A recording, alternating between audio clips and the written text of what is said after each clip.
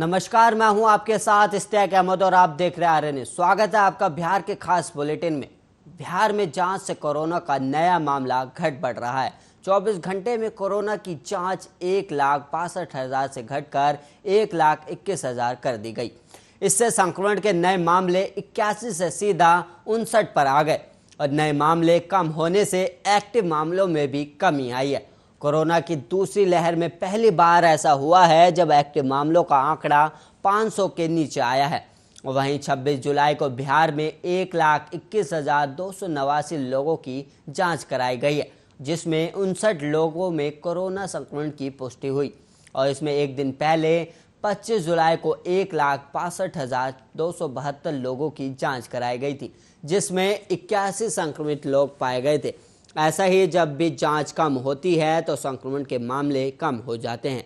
14 जुलाई के बाद बिहार में जांच की संख्या घटाई गई। 14 जुलाई को 1,22,819 लोगों की जांच हुई थी और इसके बाद 1,40,000 से नीचे जांच का आंकड़ा नहीं आया और 26 जुलाई को जांच घटाकर 1,21,289 किया गया।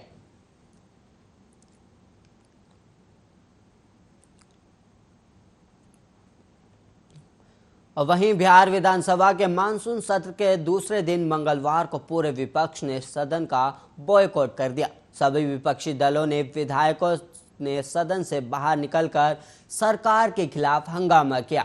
विधानसभा से बाहर आने के बाद नेता प्रतिपक्ष तेजस्वी यादव ने कहा कि जब तक हमें सदन के अंदर बहस करने का मौका नहीं दिया जाता तब तक हम ऐसे ही बहिष्कार करते रहेंगे।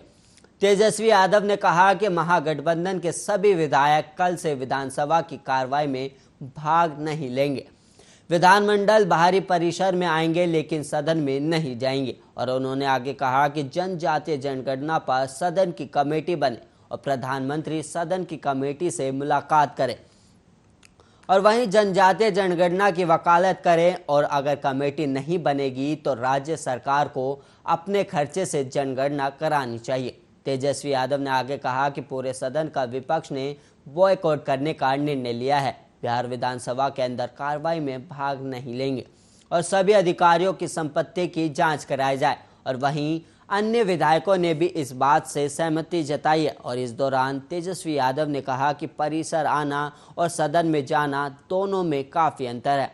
कुछ लोग विधानसभा को अपनी जागीर समझ बैठे हैं और वे जनता के मुद्दों पर बहस नहीं चाहते। जहां जनता की सुनवाई नहीं, जहां पढ़ाई, कमाई, दवाई, सिंचाई और महंगाई पर चर्चा नहीं होती, वहां जाने का कोई मतलब नहीं है। और जब तक विधायकों की पिटाई के मामले में दोषियों पर कार्रवाई नहीं होती और कार्य मंत्रणा समिति की बैठक नहीं होती, हम विधानसभा का बहिष्कार करेंगे।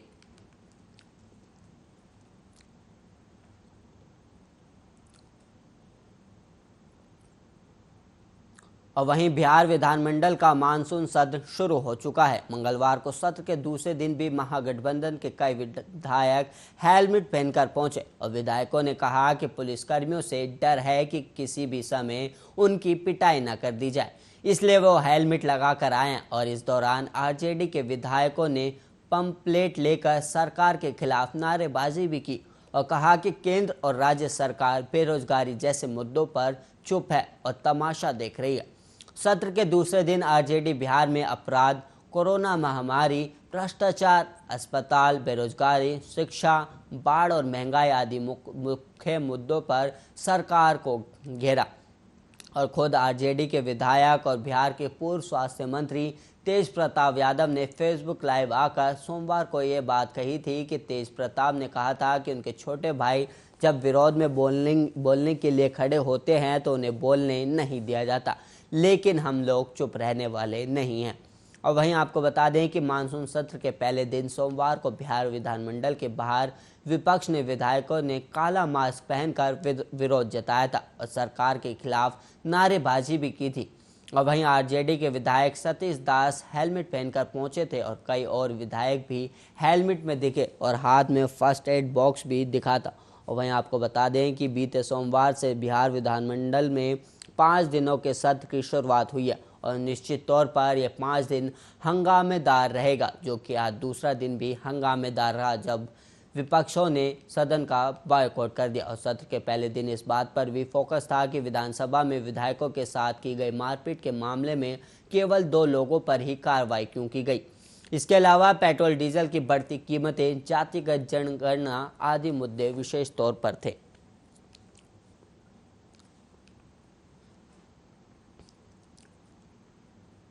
और वहीं बीते सोमवार को एनडीए की बैठक का बॉयकॉट करने के बाद मंत्री मुकेश सहनी ने काफी खड़ी खोटी सुनाई थी, लेकिन विरोध का बिगुल बजाने के बाद मुकेश सहनी अब खुद असमंजस में फंस गए हैं। मुकेश सहनी के फैसले का उनका ही पार्टी में विरोध शुरू हो गया है। विकासशील इंसान पार्टी के विधायक राजू कुमार सिंह ने मुकेश सहनी के फैसले पर सवाल खड़े कर दिए। विधायक राजू कुमार सिंह ने कहा कि मुकेश ने एनडीए की बैठक में शामिल नहीं होकर गलत फैसला लिया है और इतना ही नहीं बल्कि उन्होंने ये भी कहा कि पार्टी अध्यक्ष ने इस फैसले के पहले विधायकों के साथ कोई चर्चा भी नहीं की। राजू सिंह ने मीडिया से बातचीत में कहा कि यह फैसला पार्टी के अध्यक्ष मुकेश सहनी का व्यक्तिगत निर्णय था और कहा कि पार्टी में कोऑर्डिनेशन की कमी है। मुकेश की ओर से एनडीए की बैठक के विरोध को लेकर राजू सिंह ने कहा कि ये कहीं से उचित निर्णय नहीं था, क्योंकि बैठक में शामिल होकर ही उचित प्लेटफॉर्म पर अपनी बातों को रख सकते हैं और इसका मुझे खेद है, क्योंकि मैं क्षेत्र में हमेशा लगा रहता हूं और इसलिए क्षेत्र के लोगों के लिए एनडीए की बैठक में शामिल होने की ज़रूरत थी।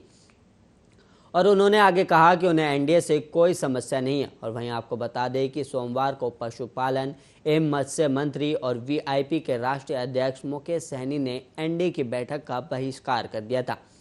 मुकेश ने कहा था कि उन्होंने एनडीए की बैठक का बहिष्कार इसलिए किया क्योंकि यहाँ विधायकों और मंत्रियों की बात नहीं सुनी जाती और वो एनडीए का हिस्सा हैं और उन्हें अपनी बात रखने का पूरा हक है। लेकिन मुकेश सहनी ने आगे कहा कि सन ऑफ मल्ला की धमक उत्तर प्रदेश में भी दिखाई दे रही है। प्रदेश को सन ऑफ मल्ला से डर लगता है, वहाँ 5,000 पुलिसकर्मी लगाए गए। मेरा डर दिखा, ये मेरे लिए बहुत बड़ी उपलब्धि है। और वहीं मोदी जी का विश्वास है कि सबका साथ सबका विकास हो और योगी जी को समझने की ज़रूरत है कि योगी जी ही बताएंगे कि आखिर उन्होंने क्यों हमें आज़ादी नहीं दी।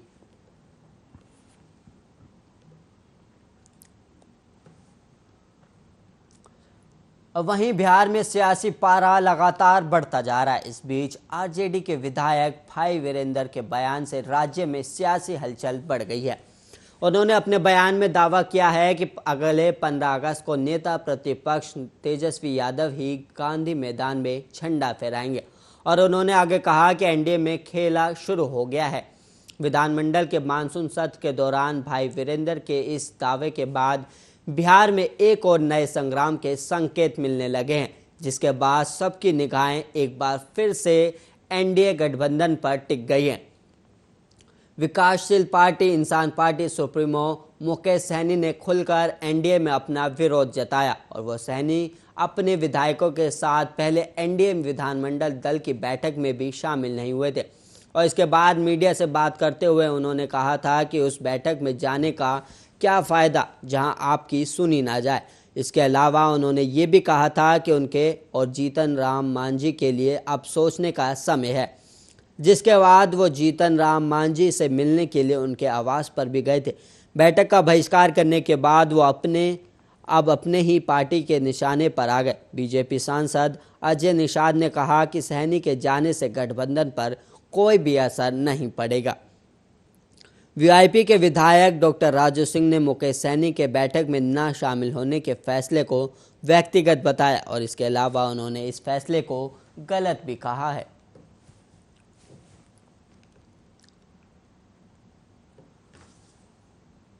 लालू प्रसाद यादव के बड़े बेटे तेज प्रताप यादव हमेशा मीडिया की सुर्खियों में रहते हैं। तेजस्वी के बड़े भाई तेज प्रताप को उनके अलग अंदाज के कारण जाना जाता है।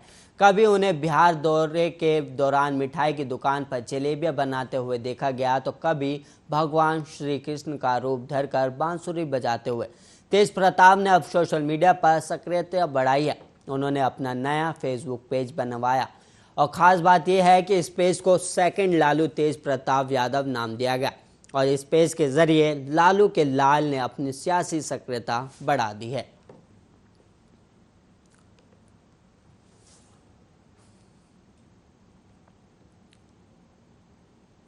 बिहार में सारण जिला के दरियापुर थाना क्षेत्र के सागरवाड़ा गांव में सोमवार की रात में विषाक्त मछली खाने से एक ही परिवार के पिता पुत्र सहित 3 लोगों की मौत हो गई। इसमें एक युवक गंभीर रूप से घायल हो गया। इसे इलाज के लिए पीएमसीएच रेफर किया गया और इस घटना की सूचना मिलते ही मंगलवार की सुबह स्थानीय पुलिस मौके पर पहुंची और मामले की छानबीन में जुट गई। पुलिस ने घर में बनी मछली और चावल को जब्त कर जांच के लिए फोरेंसिक लैब भेज दिया है। और प्राप्त जानकारी के मुताबिक साड़वाड़ा गांव निवासी सुभाष राय स्थानीय बाजार से ही सोमवार की शाम में मछली खरीद कर लाए। घर में मछली बनाने के बाद रात करीब 10 बजे सभी ने भोजन किया। उस दौरान सुभाष राय, उनके पुत्र बाला राय और उनके भाई का पोता 3 वर्षीय बालक और सुभाष राय का एक अन्य पुत्र मछली खाया था। बाकी परिवार के लोग अभी भोजन नहीं किए थे। इसके बाद चारों की हालत थोड़ी ही देर में गंभीर होने लगी और वहीं आनन फानन में सभी को परसा स्वास्थ्य केंद्र में भर्ती कराया गया, जहां रात के करीब 12 बजे के आसपास सुभाष राय, बाला राय और उनके भाई का पोता 3 वर्षीय बालक की मौत हो गई। और वहीं सुभाष राय का एक अन्य पुत्र पीएमसीएच में इलाजरत है। इसकी सूचना जब सुबह में पुलिस को मिली तो स्थानीय पुलिस मौके पर पहुंची और मामले की छानबीन में जुट गई। पुलिस ने घर में बने मछली और चावल को जब्त कर लिया है और उसे जांच के लिए फोरेंसिक लैब भेज दिया गया। इस घटना को लेकर घर में कोहराम मचा हुआ है।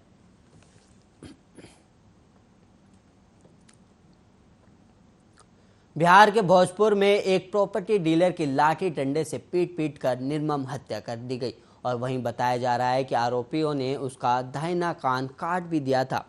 और यही नहीं, मृतक के शरीर में कई जगह पर जलाने के भी निशान मिले हैं, जिससे आरोपी की क्रूरता का अंदाजा लगाया जा सकता है। मर्डर की यह सनसनीखेज वारदात शाहपुर थाना क्षेत्र के शाहपुर में देर रात हुई है और वहीं घटना की जानकारी जैसे ही ग्रामीणों को हुई, उनका गुस्सा फूट पड़ा और मृतक की पहचान शाहपुर निवासी कमलेश यादव के 25 साल बेटे आकाश यादव के तौर पर हुई है और वह जमीन खरीद बिक्री का काम करता था। परिजनों ने बताया कि वह अपने चचेरे भाई रमेश यादव के साथ जमीन का कारोबार करता था और इसी बीच जमीन और लगभग 3-4 लाख रुपए के लेन देन को लेकर कुछ दिनों से विवाद चला आ रहा था। परिजनों ने चचेरे भाई पर ही हत्या का आरोप लगाया और वहीं मामले में आक्रोशित ग्रामीणों ने आरोपियों की गिरफ्तारी और मुआवजे की मांग को लेकर प्रदर्शन शुरू कर दिया और उन्होंने आरा बक्सर NH 84 पर शाहपुर हाई स्कूल के पास शव को सड़क के बीचों बीच रखकर जाम लगा दिया। लेकिन घटना की सूचना मिलते ही जगदीशपुर SDPO श्याम किशोर रंजन और पुलिस टीम घटनास्थल पर पहुंची और उन्होंने लोगों को समझाने की कोशिश की। काफ़ी मशक्कत के बाद स्थिति सामान्य हो सकी।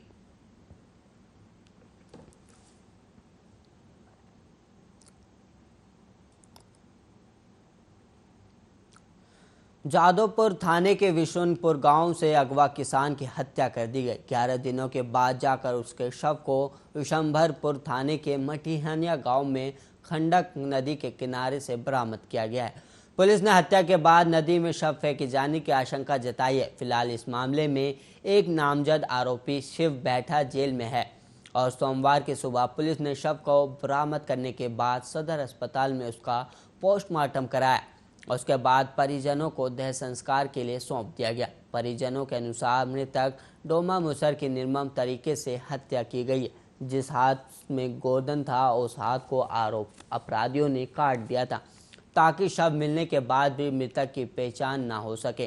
पुलिस की जांच के मुताबिक घटना के दिन ही किसान की हत्या कर दी गई थी। और वहीं जादवपुर थाना अध्यक्ष मिथिलेश कुमार सिंह ने कहा कि हत्या के मामले की जांच चल रही है और एक आरोपी जेल जा चुका है और अन्य कितने लोग वारदात में शामिल थे इसकी जांच चल रही है। और वहीं जादवपुर थाने के विष्णुपुर गांव के ढेली मुसर के 45 वर्षीय पुत्र डोमा मुसर को 14 जुलाई को उनके साथ काम करने वाले शिव बैठा समेत अन्य लोगों ने बुलाकर अपहरण किया और परिजनों ने इसकी शिकायत थाने में दर्ज कराई। पुलिस ने छानबीन शुरू की तो मृतक डोमा मुसर का साइकिल शिव बैठक के घर से मिला।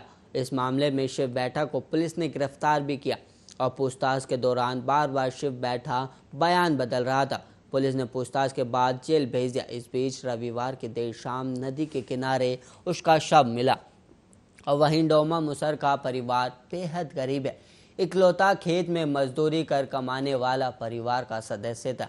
हत्या के बाद पूरा परिवार बिखर गया और वहीं अंतिम संस्कार के लिए पैसे भी नहीं थे। गांव के पूर्व सरपंच गुड्डू कुमार श्रीवास्तव ने अंतिम संस्कार के लिए आर्थिक मदद की और आसपास के लोगों ने भी पीड़ित परिवार को सरकार से मुआवजा देने की मांग की है।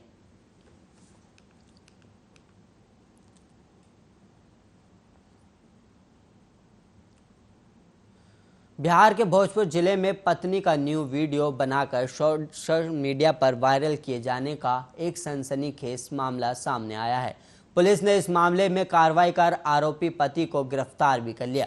साथ ही वीडियो बनाने के लिए इस्तेमाल किए गए मोबाइल फोन को भी जब्त कर लिया गया, जिसे कोर्ट में पेश किया जाएगा। पुलिस ने यह कार्रवाई पीड़ित महिला के भाई की नवादा थाना में दर्ज कराई गई प्राथमिकी के आधार पर की है। मिली जानकारी के मुताबिक पकड़ा गया आरोपी पति कोइवल थाना क्षेत्र का निवासी है। पत्नी से तलाक लेने के लिए पति ने यह साजिश रची थी। आरोपी पति अपनी पत्नी से पीछा छुड़ाना चाहता था और वहीं बताया जाता है कि 3 साल पहले 22 अक्टूबर 2019 को दोनों की शादी हुई थी। परिवार के सदस्यों ने अपने सामर्थ्य अनुसार उपहार स्वरूप दान दहेज भी दिया था। इधर आरा के नवादा थाने में दर्ज कराई गई प्राथमिकी में पीड़ित महिला के भाई का आरोप है कि आरोपी पति ने उसकी बहन को तरह तरह ढंग से प्रताड़ित किया था, उसके साथ अमानवीय हरकत करता था और मारपीट भी करता था ताकि वो उससे अलग हो जाए। और आरोपी हर समय तलाक लेने के लिए दबाव बनाता था, लेकिन जब अपनी कोशिशों में आरोपी कामयाब नहीं हुआ तो उसने साजिश के तहत उसकी बहन के नग्न फोटो सोशल मीडिया पर वायरल कर दिए।